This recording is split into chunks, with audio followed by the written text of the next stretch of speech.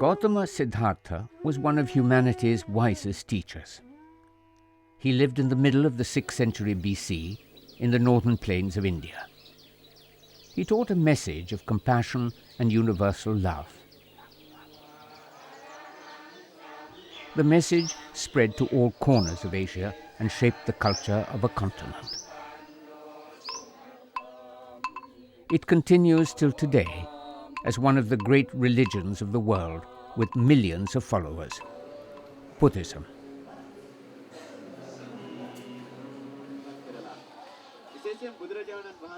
This film takes us to the important sites of Buddhist history and art in India and in Southeast Asia.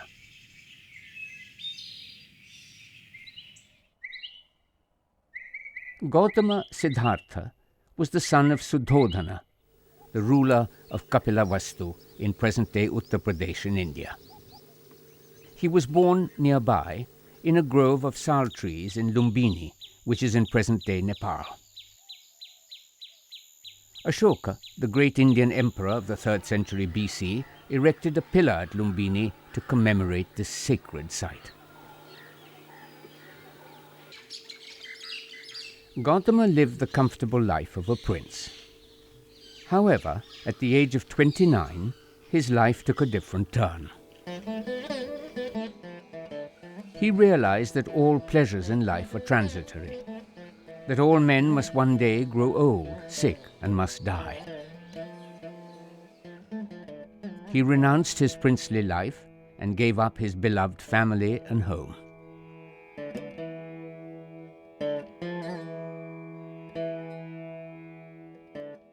For 6 years, Gautama wandered all over Bihar in his quest for true knowledge. Then one day, under a peepal tree in the village of Uruvela, next to the Niranjana river, Gautama sat down to meditate. Finally, his mind dispelled all the darkness of confusion. He fully realized the truth of the cause of suffering in the world. He had seen the path towards happiness. He was now a Buddha, an enlightened one.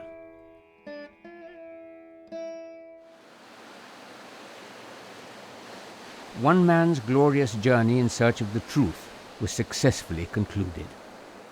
In this, there was the beginning of a great journey for mankind. Gautama Buddha had resolved to preach what he had realized.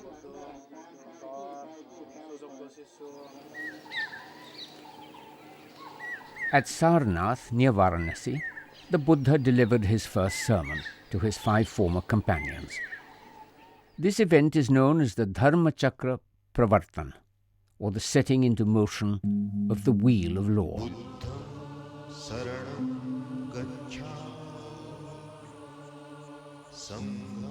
The Buddha wandered ceaselessly from place to place in present-day Bihar and Uttar Pradesh. He taught Dharma to all, without any distinctions.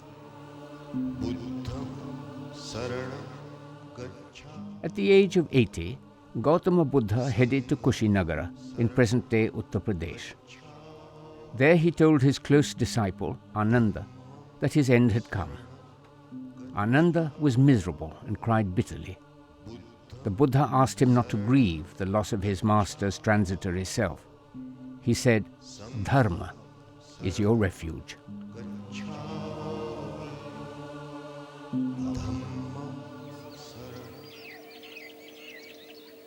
Over the centuries, thousands of stupas were made by the followers of the Buddha. The stupa became a profound symbol of liberation from the bindings of the material world. The greatest surviving Buddhist stupa of the BC period is on top of a hill at Sanchi in central India. It is likely that it would have enshrined the relics of the Buddha.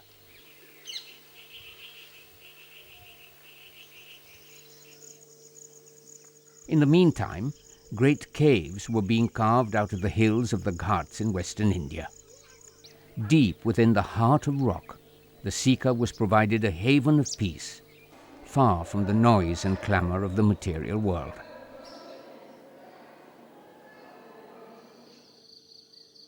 Over a period of about 1,000 years, more than 800 Buddhist caves were hewn out of the heart of the rock.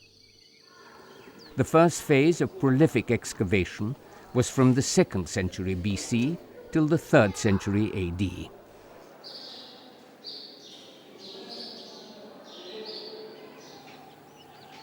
In the mid-5th century, under the rule of the Vakataka kings, the site of the Ajanta caves saw renewed activity. The paintings and sculptures made in this period have a humanity and beauty, which gives Ajanta a special place in Indian art. There is a grace and an inward look which is the hallmark of the art of this period.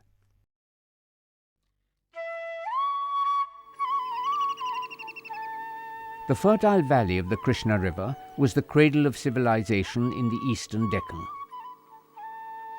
This area became one of the greatest centers of Buddhism, and over 140 early Buddhist sites have been found in this region.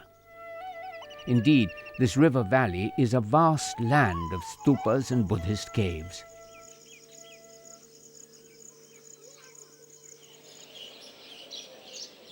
The Buddhist caves at Ellora in Maharashtra were made in the 7th century.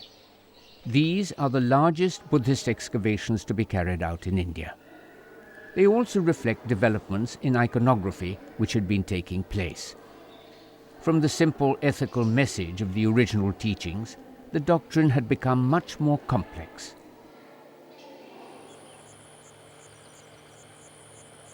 In earlier Buddhism, the responsibility for salvation lay entirely upon the individual and his own efforts to discipline himself. In time, compassionate beings on their way to enlightenment, or bodhisattvas, were conceived. They delayed their own salvation to help all sentient beings on the path. This new branch of Buddhism soon had many followers and began to call itself the Mahayana order, or the Great Vehicle.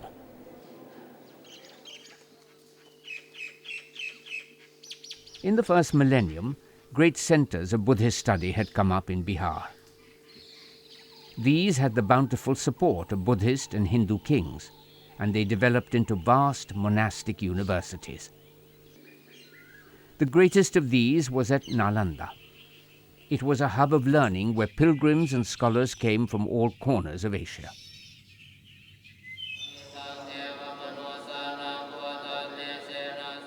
The philosophy of Buddhism was accepted with open arms in the whole of Asia. It is a philosophy which looks always beyond the material aims of life to the eternal. Early Theravada Buddhism traveled in the 3rd century BC to Sri Lanka and to other countries of Southeast Asia. In the first millennium AD, Mahayana and Vajrayana Buddhism spread to Indonesia, Vietnam, Myanmar, and the northern countries of Asia.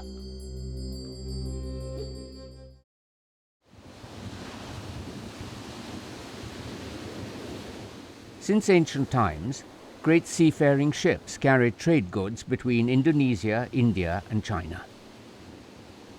Archaeological remains in Indonesia have confirmed close interactions with India which existed over 2,000 years ago.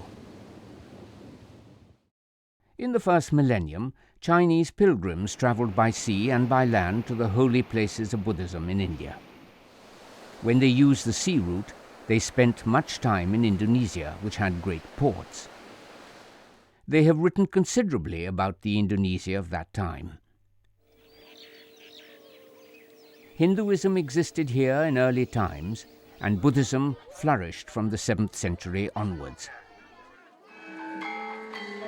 Till today, the great epic of ethics, the Ramayana, is an important cultural tradition of Indonesia.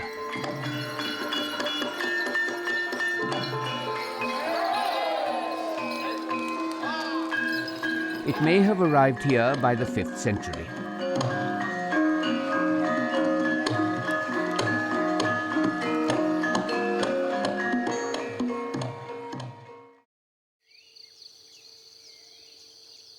In the 8th and 9th centuries, magnificent Buddhist monuments were constructed in Java. The Borobudur Stupa was built by the Shailendra kings in this period. It is one of the world's most magnificent Buddhist monuments. It is the tallest stupa standing in the world.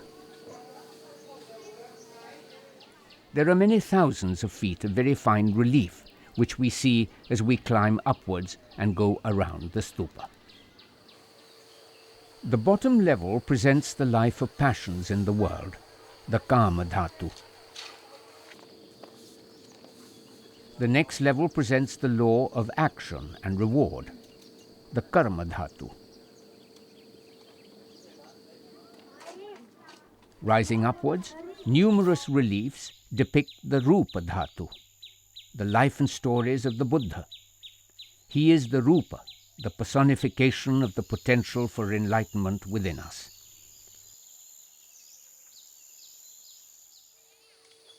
Beyond that level come the levels of the final truth, which is formless, arupa dhatu. Here there are no distractions of the illusory forms of Maya, and all that we see is the stupa. This is the final truth in all Buddhist thought, beyond all forms. Borobudur Stupa is the biggest stupa in Asia. From the base to the top, we can see the life of human, and the upper is the hope of the human. All of human is nirvana, or no form.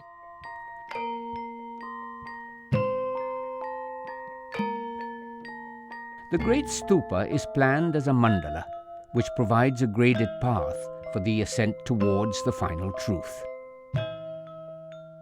This is in the tradition of the Yoga Tantra, which was developed by Buddhist thinkers like Asanga from the 4th century onwards. Mandalas began to appear in Buddhist art from the 5th century onwards. Borobudur has 2 other beautiful Buddhist temples of the 8th and 9th centuries, the Pavan Temple and the Maindut Temple. The nearby city of Jogjakarta has many magnificent Buddhist and Hindu temples which were made in the reign of the Shailendra kings. These have the same high quality of art which is seen in the Borobudur Stupa. This region is one of the finest heritage zones of the world.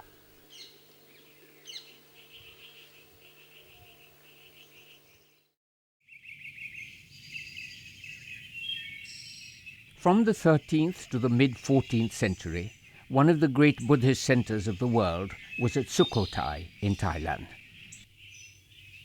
Some of the most graceful Buddhist art was created here, in a style which is famous till today. Monasteries of that period were perhaps made of wood and have not survived.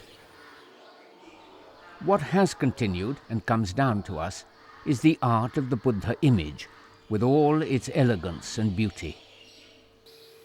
In fact, since that time, Thailand has had a magnificent tradition of Theravada Buddhist images. The lines of the Sukhothai Buddha figures have a vivid life of their own. The surfaces are smooth and gently curving. The peaceful expressions are sublime.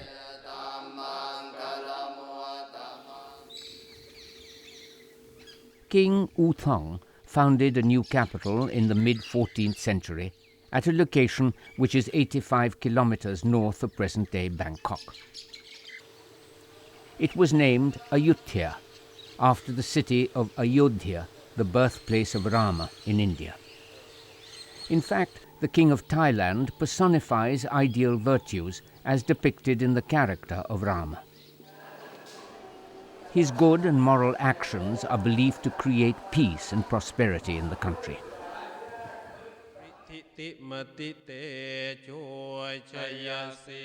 Many impressive structures survive at Ayutthaya, which show the glorious Buddhist history of this site. Great Buddhist monasteries here were centers of philosophy, literature, and the fine arts. Wat Mahathat was set up as the holy center of the capital city by the king Borom Rajathiraj I. This grand complex was also the home of the supreme Buddhist patriarch at the time. In the architecture and Buddha statues at Ayutthaya, we see a continuation of earlier styles. There are modifications as new forms were adopted through the 417 years of the period of Ayutthaya.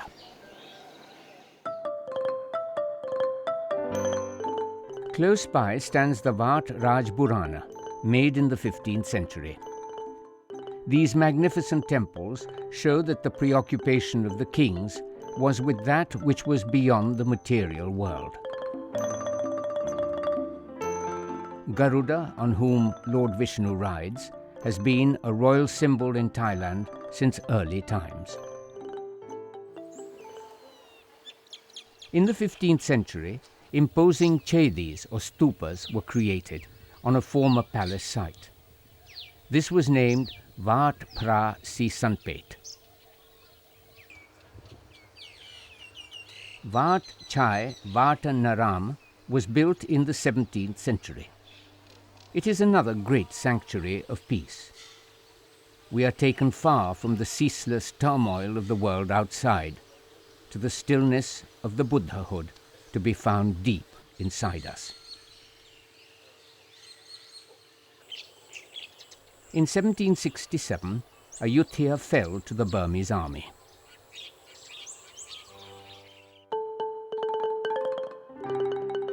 The newly declared King Thaksin established his capital at Bangkok, which became the seat of the Thai government in 1782. Since the 1780s, numerous temples have been made and renovated in Bangkok. In Thailand, it is the divine responsibility of the king to maintain the Buddhist religion.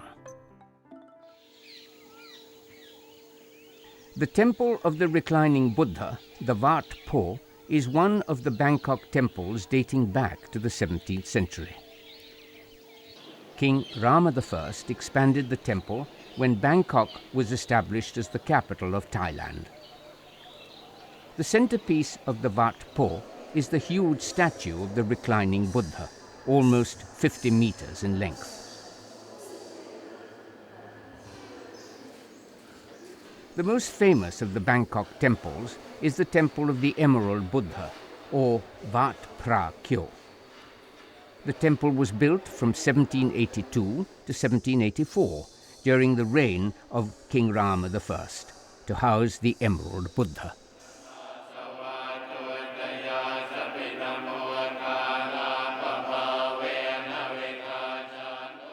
Thailand continues the gentle traditions of Buddhism. The lives of the people are permeated by the desire for the spiritual search. Till today, in the midst of the modern world, the spirit of compassion of the Buddha's message continues in this land.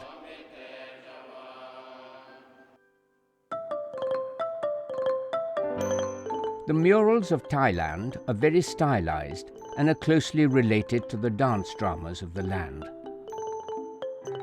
The costumes, crowns, and jewelry are typical of Thailand.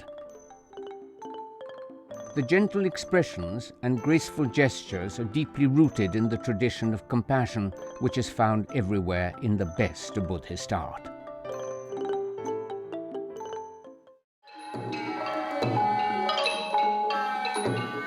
Till today, the Ramayana, or Ramakien, is the great cultural tradition of Thailand.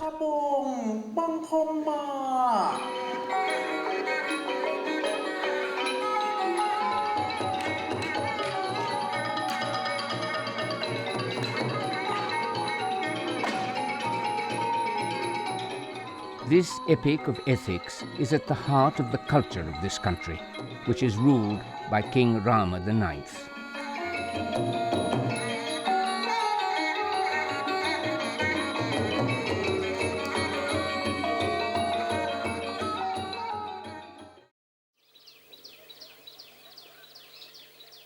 Myanmar was a great crucible of Buddhist influences and art which came to it over the centuries.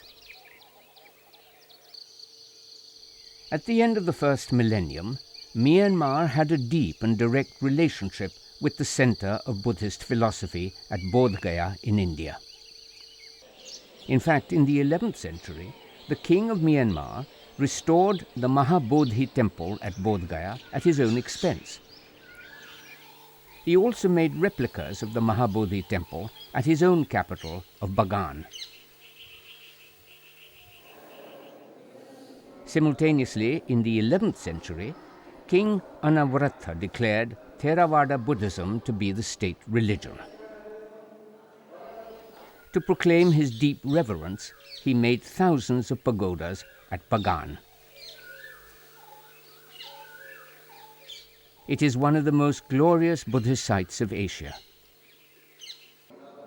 Inside the pagodas are paintings and beautiful Buddhas made from the 11th to the 18th centuries.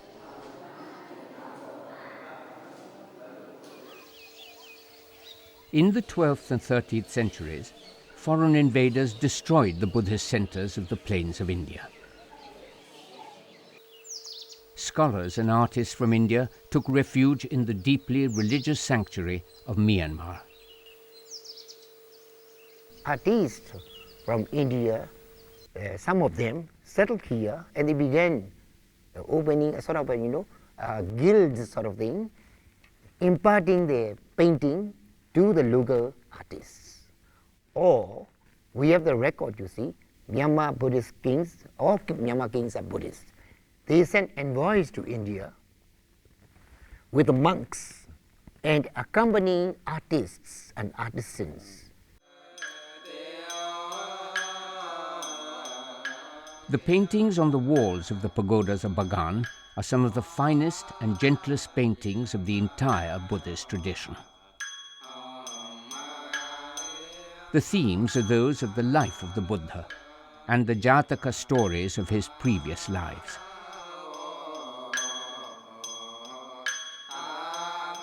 The paintings from the 16th century onwards that survive at Bagan show the transition to the styles of Theravada Buddhism.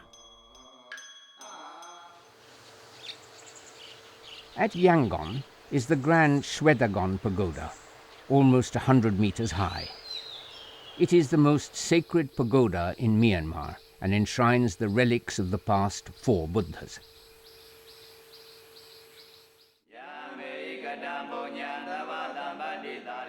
Myanmar is a deeply religious country. Pagodas and monasteries have been the traditional places of worship and education here. The country has almost 500,000 monks and nuns of the Theravada Buddhist tradition.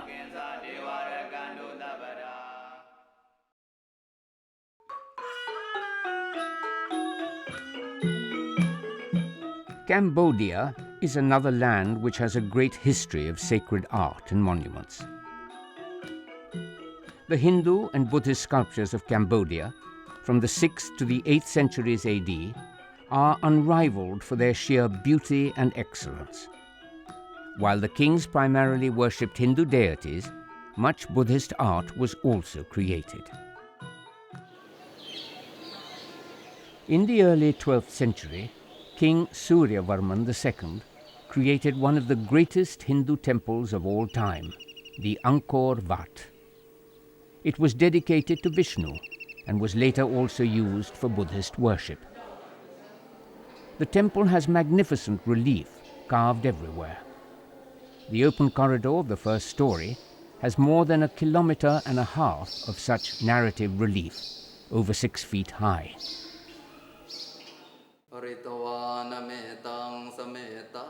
In the 13th century, King Jayavarman VII built the greatest Buddhist complex in Cambodia at his capital, Angkor Thom. The face towers of Angkor Thom have become a universally recognized symbol for Angkor. The faces look in the four directions, symbolizing the universal benevolence of the Bodhisattva, Lokeshvara. The Bayon, at the center of Angkor Thom, is the king's own sacred temple mountain. It is one of the most magnificent monuments of Buddhism.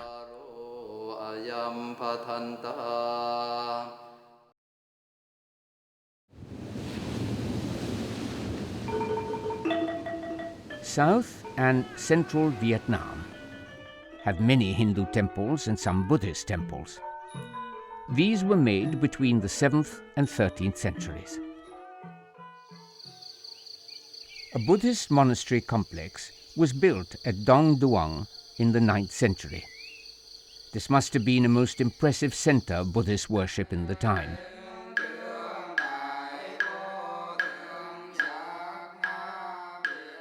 The museum at Da Nang in central Vietnam has numerous sculptures which show a glorious history of art. The figures are graceful and the expressions are sublime. As everywhere in Southeast Asia, the preoccupation of the people was with that which was beyond the material world.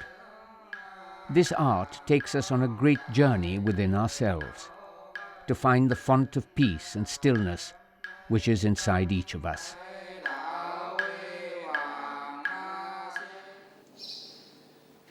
Buddhism continues to flourish among the people of Vietnam till today.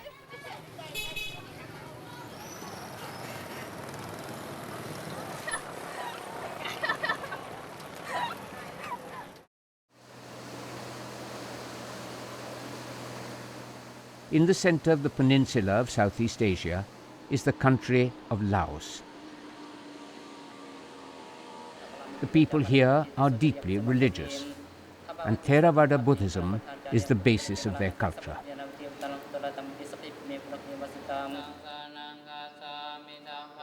Monks are deeply venerated, and there are almost 5,000 temples.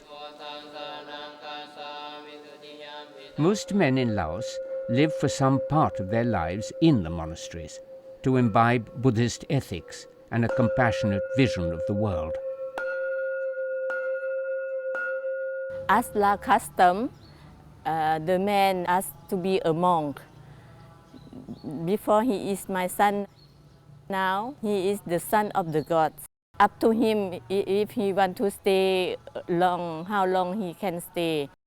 We are very happy to see him as the monk, to do the good things for the family and for his life.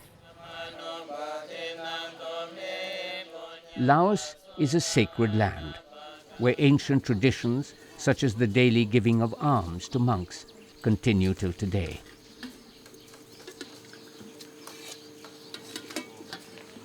Monks are those who have renounced the material comforts and other attractions of the world. Society believes it to be its responsibility to look after the well-being of these renouncers who have given up the ways of the world.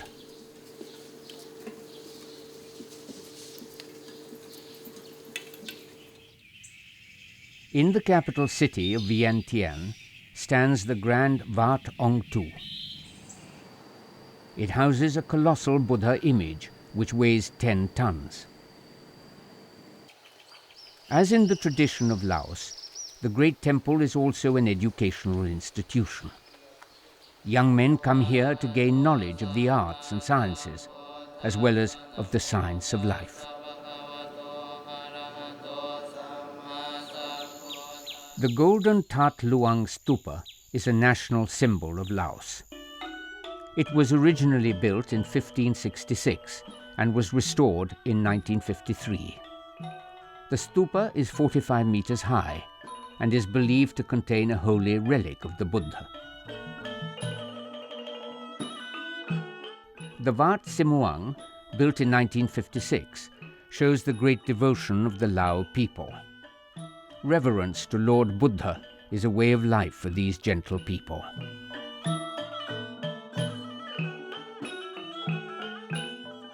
Wat Ho Pra Kyo was originally made in 1565 as the personal temple of the king.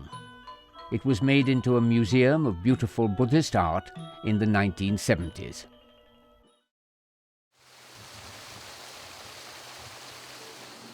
The town of Luang Prabang is listed as a UNESCO World Heritage Site.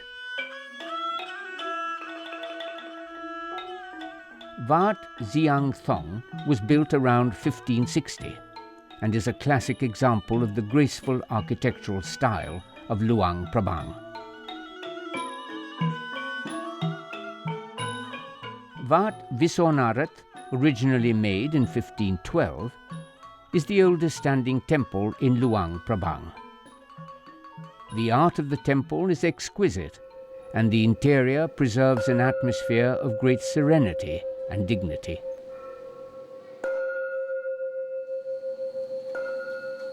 The Wat Mai, or New Monastery, was originally made in 1796.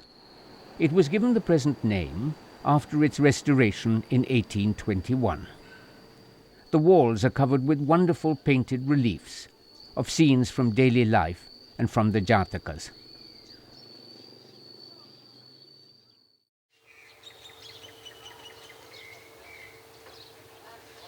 Buddhism has a great vision of the eternal harmony of the world. This faith, with its message of compassion, spread far and wide and shaped the culture of a continent. A culture of peace and gentleness, which continues even in the midst of the materialistic world of today.